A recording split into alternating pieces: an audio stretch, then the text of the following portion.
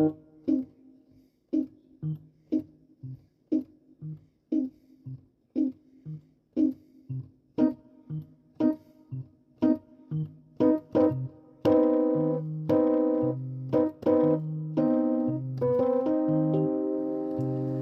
Green Man. It has been told that the roots of ferns twist into shapes of the runes of truth. They weave stories and poems that reveal philosophical and generic truths. This was a story told to me long ago, back in 2025, when I was a young man at age 17. I was in a plant shop in the outskirts of Chicago, shopping for a birthday present, when an older French lady told me the tale of a boy in the 1990s who saw the Green Man and who the Green Man might have been. There's many parts to start at, so I'll recount to you what she told me as best as I can. She said the roots of the ferns told her this morning that when an immortal or cosmic being exceeds their godhood, they disintegrate into a million fireflies that appear as a large thunderbird. The indigenous people around this area, called the Ojibwe tribe, here long before it was called Chicago, Illinois, referred to them as Animakik. It brings an abrupt beginning to a short storm, and the fireflies dig into the earth. To witness this event is an omen of strength and power, as the storm cleanses the body electrically in the wind, clouds, and rain. This reminded the French lady in the plant shop of another story. She said that around 1998 or 1999, a boy was visiting just outside of Chicago in a rural town at his grandfather's farm. The boy had his own spare room, being 10 or 11 years old at the time. He was listening to his Walkman tape player and switched it to the radio to tune into his favorite show, Mystic Wonders.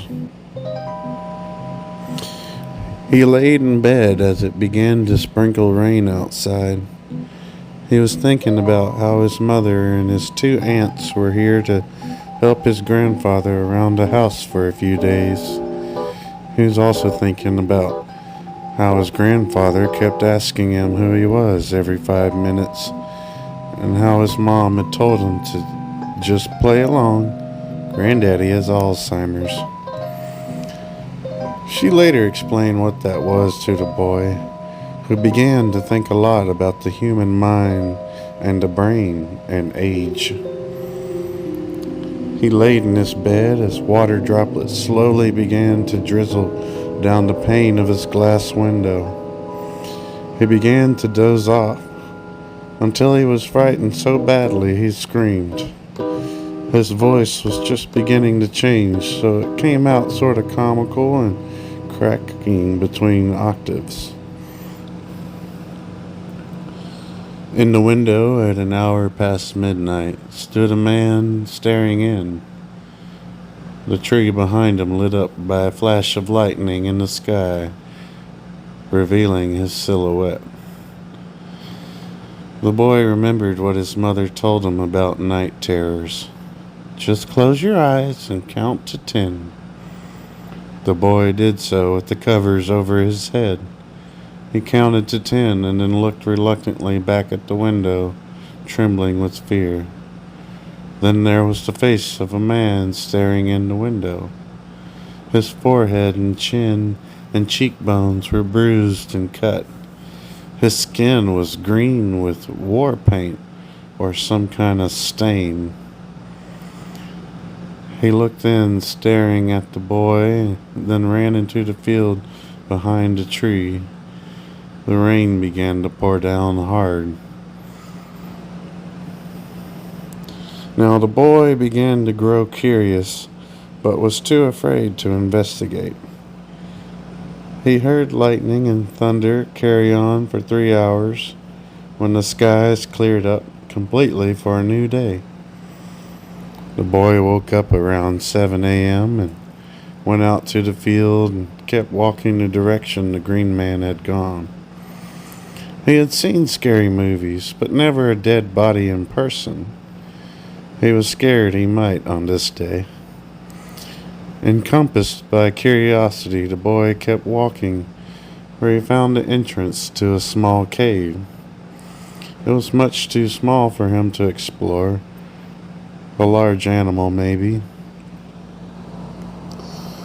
The boy went back to the house and spent the day helping his mother do chores for his 97-year-old grandfather.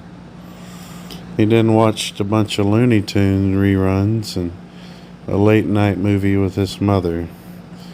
They both retired for the night, or so his mother had thought. The boy snuck outside to the field as a slow bit of rain started to come down, and clouds were gathering and thickening. He saw in the distance the green man get closer and closer. The boy began to run, but saw that the green man wasn't coming for him, but running toward the cave.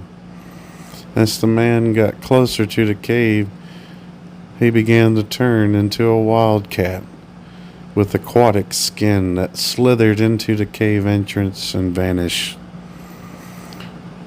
Soon after, water came out of the cave entrance in a gushing flood that flushed the creature out. He hollered very much like a mountain lion as he looked up to the stormy sky with fists of rage held up high, his hands turning into paws. And then he was struck by lightning. He dissolved into these flakes of embers, crackling but flying like insects. The fireflies swirled together in the shape of a thunderbird that then dispersed and burrowed into the tall, wet grasses. The boy watched as the sky cleared, the rain went away, and a fog lifted from the hills of the farm, lit up by a million fireflies. He had witnessed the death of an immortal. But isn't the whole point of being immortal meaning you can't die? I asked the French lady, who was getting ready to reopen the shop after her 12 o'clock lunch. She took an hour break to tell me all of this. Yes and no. Death is not exactly what we think it is. Mortals become immortal with powers and unable to die until they reach that level that goes beyond godhood. Nobody knows really what those creatures really are, because they seldom stay on Earth. I looked at the woman blankly. She continued. The boy in this story most likely witnessed the so-called death of a being called by the Ojibwe Mishi Peshu.